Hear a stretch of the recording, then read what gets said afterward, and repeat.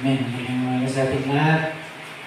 So mga kapatid, kahit yung mga alagad ng araw, gustong-gusto nila, parang meron silang banal na pagkainggit sa atin na gusto nila yung wakas ng lahat ng kawakasan, end of the end times, last of the last days, ang panahon nila. Kasi ang panahon nila ay 2,000 taon yung nakaraan. Ngayon, yung panahon natin, ito yung gusto ng mga alagad ni Jesus. Sabi nila, ang ganda ng mangyayari sa huling panahon. Kasi itong huling panahon, ito yung pinakahuling anihan. Ito yung pinaka-engranting anihan. Ito yung pinaka-engranting pagtatanim. Huling tanim, ito yung pinakahuling ani. Sa mga kapatid, sa mga nagsasaka, taon-taon sila nagtatanim. Tatanim sila, tapos aani rin bago matapos yung taon.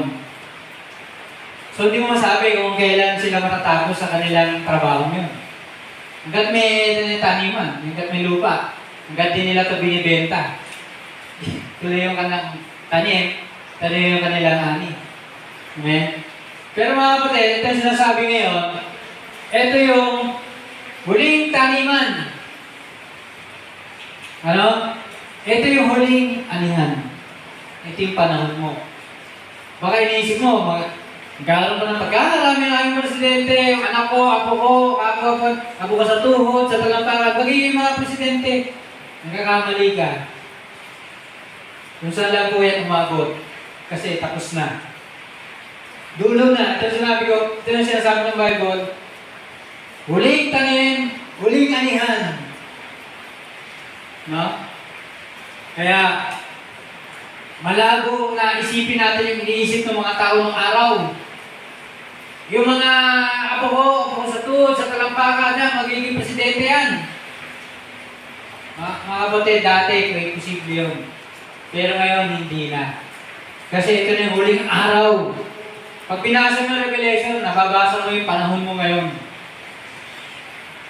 1996, sinabi ng Diyos, lahat ng peste ng Egypt, mangyayari sa mundo ngayon. Abang ako na abang, Panginoon. Nangyayari, maraming bansa. Namumula yung tubig, ilog, ganyan. Asan yung palaka? Sa tagal ng panahon, 1996, halos 30 years, walang palaka. Nito lang. Ang daming palaka sa baba. Sa taas, ang daming mga nagliliparang ibon. Nito lang. 2025. Totoo yung prophecy noong 1996.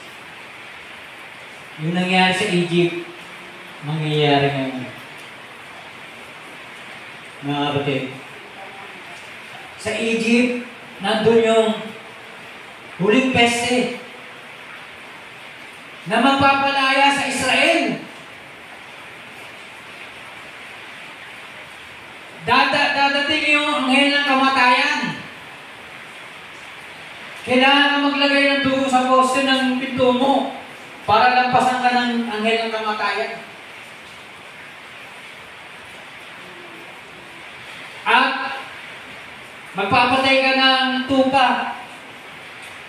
Pag sobrang dami ng tupa na yon, para sa pamilya mo maliit, mag-imbita ka ng kapitbahay mo para kakain doon.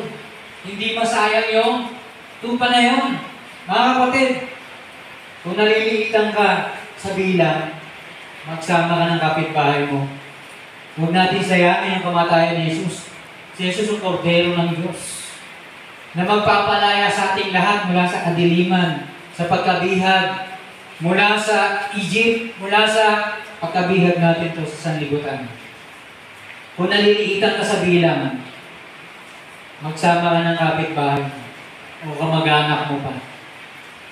Amen?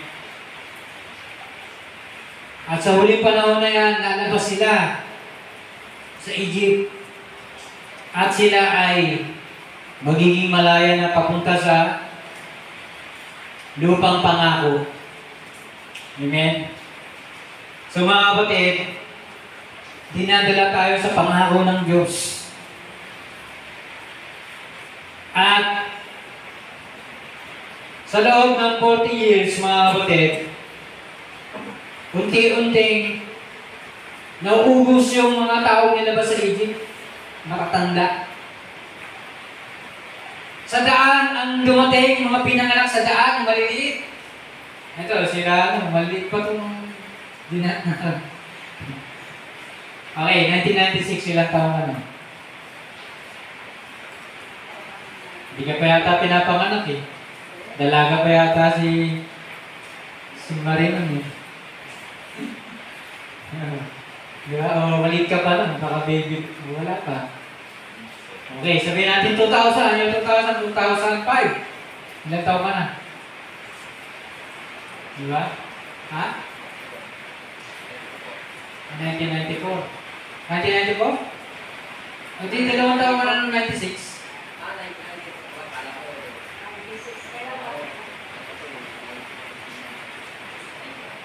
O, 2 taon na siya, 1996. 1991, 5 years old. Di ba? Sa daan, nagsulputan yung mga naging namamatay unti-unti yung matatanda. Mga 40, siguro mataas.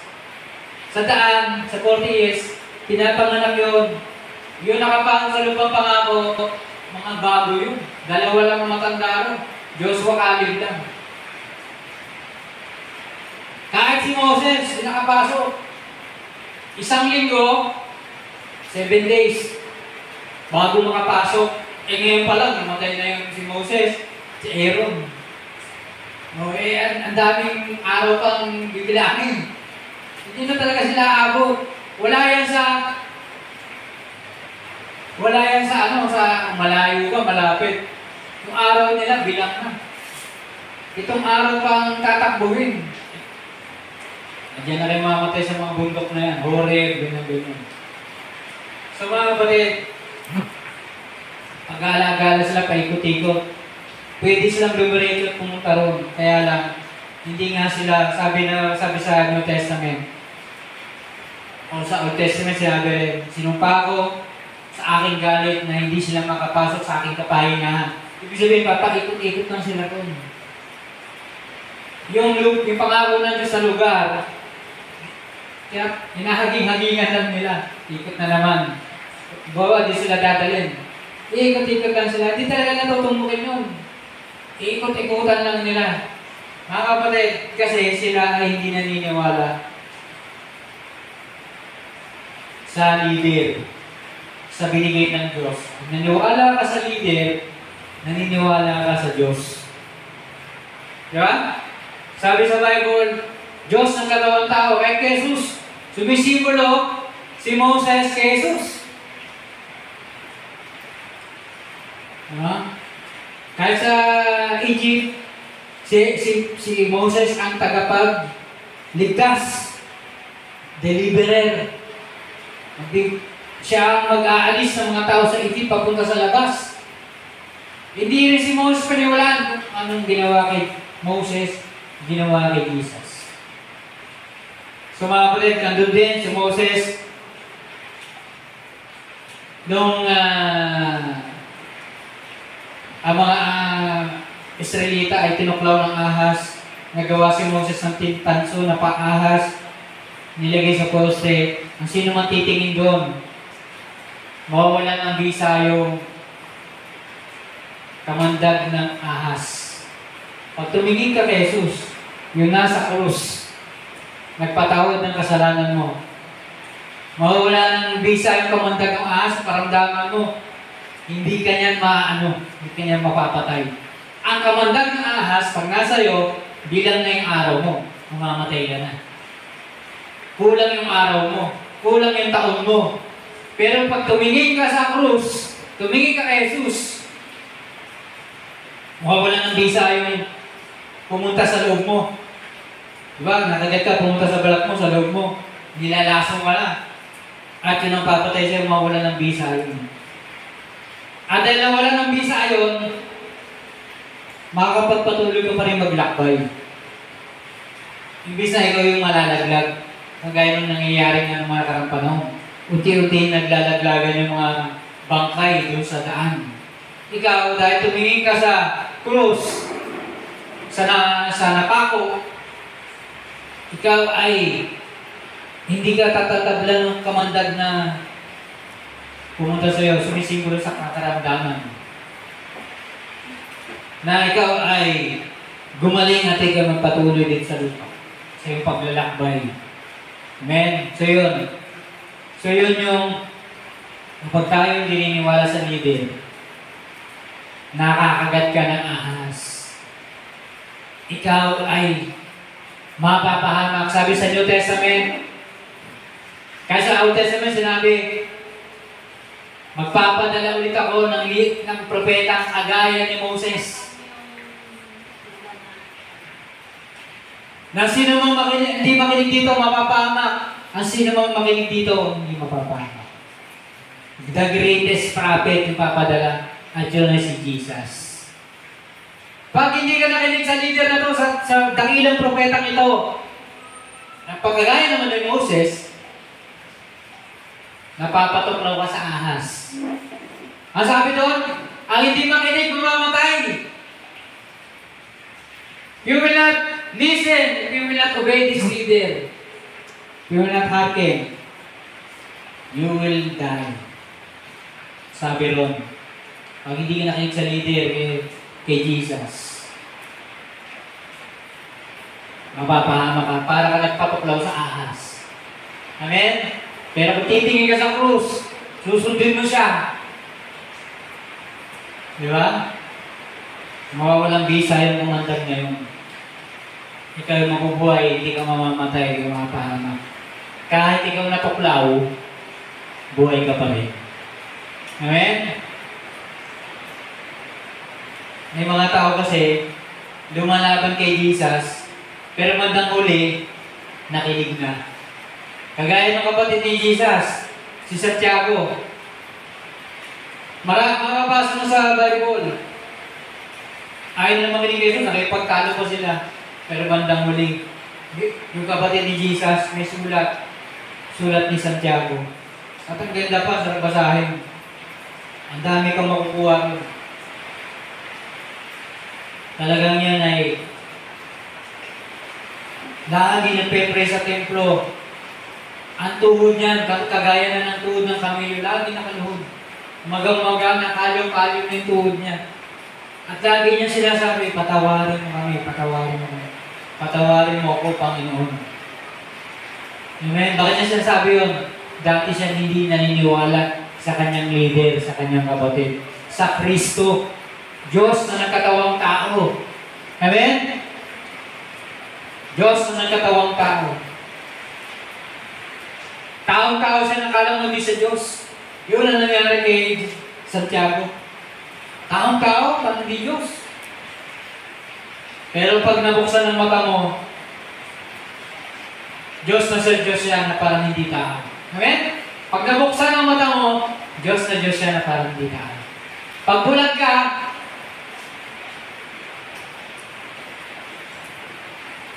Diyos na Diyos na parang tao. Diyos na Diyos na parang hindi tao. Taong-tao na parang hindi Diyos. Taong-tao na parang hindi Diyos. Kaya dininiwala yung mga tao. Taong-tao, pero parang hindi naman Diyos.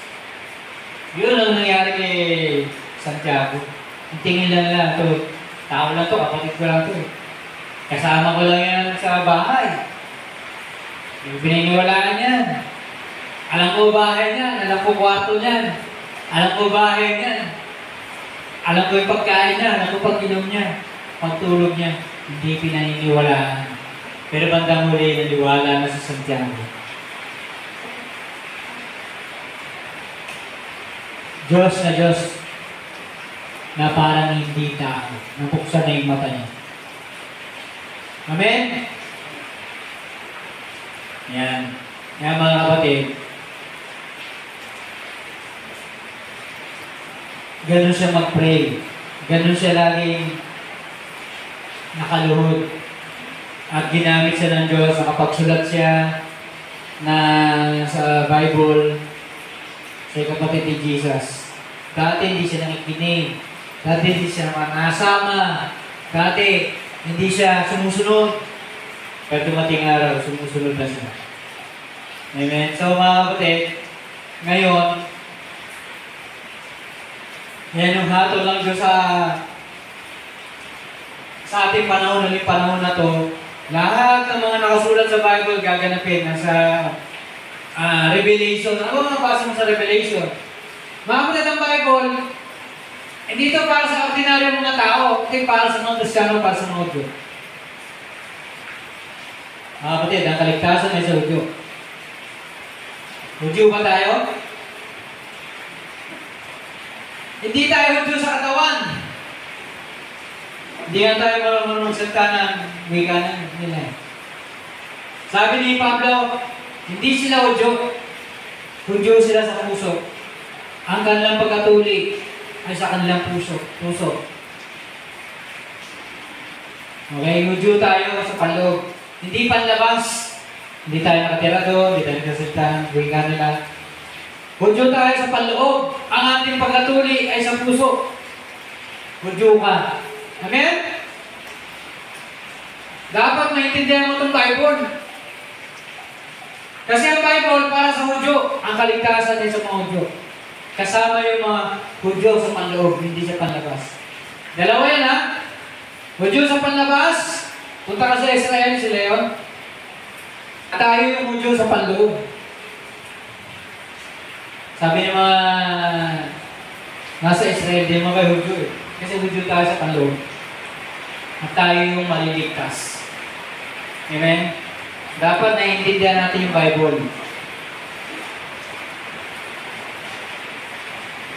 So mga kapatid, ito po yung ating pag-aaralan. Yung aklat ni Jeremiah. Amen? Si Jeremiah, may dalawang sinulat. Yung isa, yung sulat ni Jeremiah, pinangalan ko sa kanya, Jeremiah. Tsaka yung isa ay yung Lamentation. Ang panaghoy ni Jeremiah. Bakit siya nananaghoy? Mamaya makikita natin bakit siya nananaghoy. Dito sa pag-aaralan natin. Bakit may dalaw sa libro? Isa Jeremiah, isa yung Lamentation. Pananaghoy ni Jeremiah. Ni Jeremias. Ito, ang naman ito ay mga naging struggle niya. Yung mga naging challenge niya. Nahirapan siya. Yung mga tao hindi nakikinig sa kanya. Ayaw sumunod. Yan si Jeremiah. Mga kapatid, tayo yung mga Jeremiah sa ating panahon. Hindi tayo pinapakinggan. Ayaw tayong samahan, ayaw tayong sapuntahan. Ayaw tayong sundin. Bilang mga anak ng Diyos, bilang mga leader. Bilang magdadala ng daan papunta sa Panginoon. Sabi ni Pablo, sundan niyo ako para susunod ako si Kristo. Ang sunod-sunod na. Tayo sumusunod sa Diyos, kay Jesus, sila naman susunod sa atin. Sunod-sunod lang, parang trend. So may struggle si Jeremiah dito sa sinulat niya. Andiyan nakalagay. Yung kanyang mga warning, yung kanyang mga babala, kanyang mga paalala nandun. At yun ay gagawin ng Diyos. Jeremiah, sabihin mo to sa kanila, nandun yung warning. Nandun din yung mga mensahe ng Diyos. 52 yung chapter.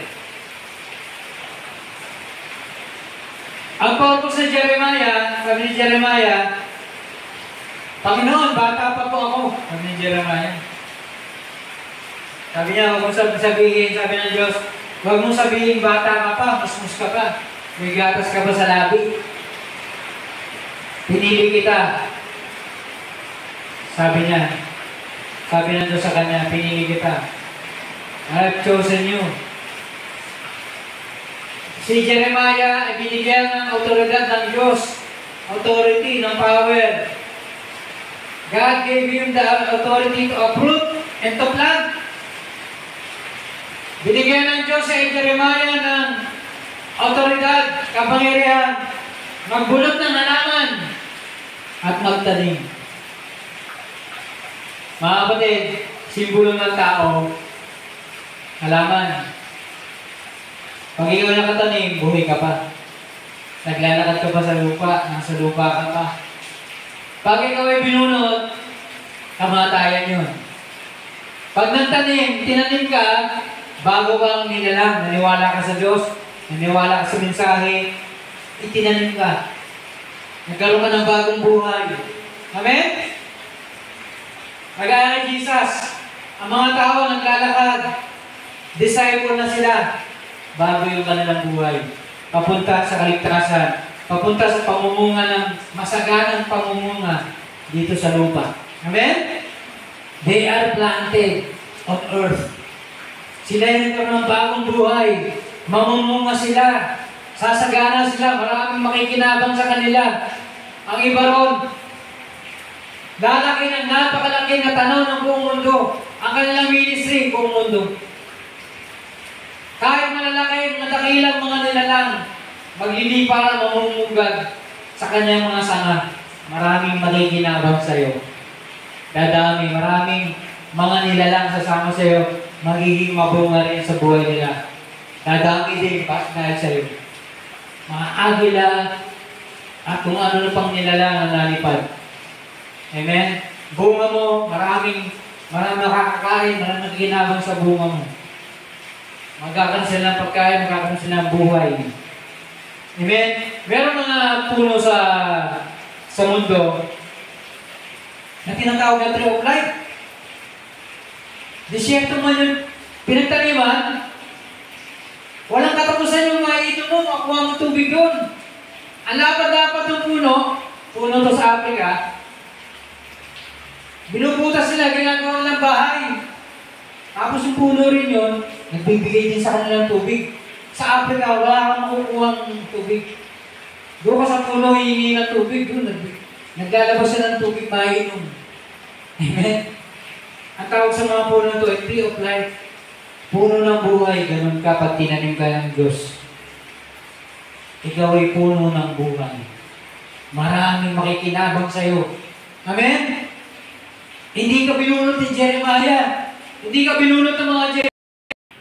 Sa mga kapatid, chapter 3, isang pagtawag ng Diyos sa Israel, sa bayan ng Diyos na bumalik, magsisi. Amen? Naintindihan po ba natin? Chapter 3, ito yung tawag ng Diyos. Jeremiah chapter 3, tawag ng Diyos para sa bayan ng Diyos na pagbalik. Magsisi, bumalik na sa Diyos. Mula sa kanilang pagbabackslide. God pleads with backslidden Israel to repent. Ikinabala ng Diyos ng Israel at Juda sa dalawang hindi tapat na magkapatid. Bagaman sila ay nagkanulo, nag-alok ang Diyos ng pagpapatawad kung sila ay babalik na may sinseridad. Pinakita yung kanya awa at pag-asa ng pagkakasundo. Amen? Gusto ng Diyos makasundo ulit tayo. Amen? Nasa Jeremiah yung